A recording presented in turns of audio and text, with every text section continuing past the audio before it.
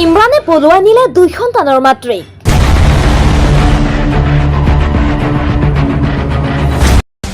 ৰাজ্যত দিনক দিনে বৃদ্ধি পাইছে বোৱাৰী প্ৰেমৰ ঘটনা।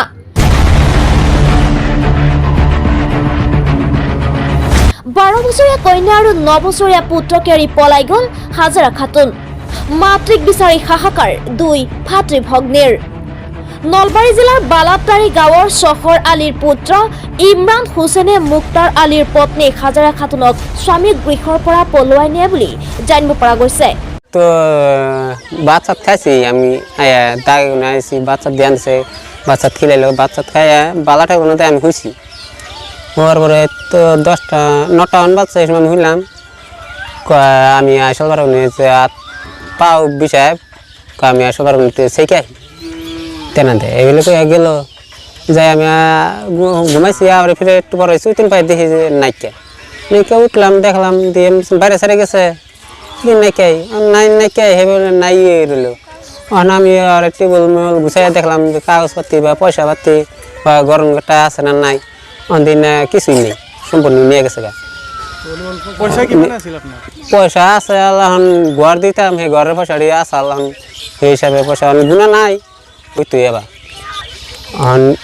যার শুনতাছি মাসে কইতাছে নিজে ইমরান সোহার আলী ফুলা ইরমান হাতে গেছে দুইজনের আর একটা পোলা আর একটা মেয়ে আছে নেথিয়া যে গেছে গা ঘরের ওচরের ঘর হয় মই অলপ আগত শুনা পালোঁ যে মুক্তাৰ আলীৰ তিৰি এই আমাৰ বালাটাৰী গাঁৱৰ চহৰ আলীৰ ল'ৰা ইমৰান আলীৰ লগত যোৱা ৰাতি বোলে পলাই গৈছে।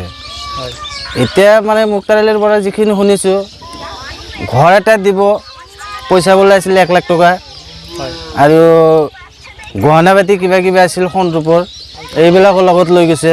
আধাৰ কাৰ্ড পান কাৰ্ড ডকুমেণ্টছ মানে যিমান আছিল চব বোলে লগত লৈ গৈছে। এতিয়া ধৰক এইবোৰৰ 2টা ল'ৰা ছোৱালী আছে ছোৱালীজন ডাঙৰ হৈছে এইখিনি সময়ত যে মাইকীজনী যে এনেকুৱা কাম কৰিব আমি হয়তো ভবা নাছিলোঁ মানে ক'বলগীয়া এইখিনিয়ে আৰু এইখিনি বালাটাৰী থানা আপোনাৰ শিয়ালমাৰী চৰ থানাত অৱগত কৰাইছোঁ। ঘৰৰ ওচৰৰে ঘৰ হয় মই অলপ আগত শুনা পালোঁ যে মুক্তাৰ আলীৰ তিৰি এই আমাৰ বালাটাৰী গাঁৱৰ চহৰ আলীৰ ল'ৰা ইমৰান আলীৰ লগত যোৱা ৰাতি বোলে পলাই গৈছে। এতিয়া মানে মুক্তাৰ আলীৰ পৰা যিখিনি শুনিছোঁ ঘৰ এটা দিব পইচা বোলে আছিলে 1 লাখ টকা আৰু গহনা পাতি কিবা কিবা আছিল সোণ ৰূপৰ এইবিলাকৰ লগত লৈ গৈছে।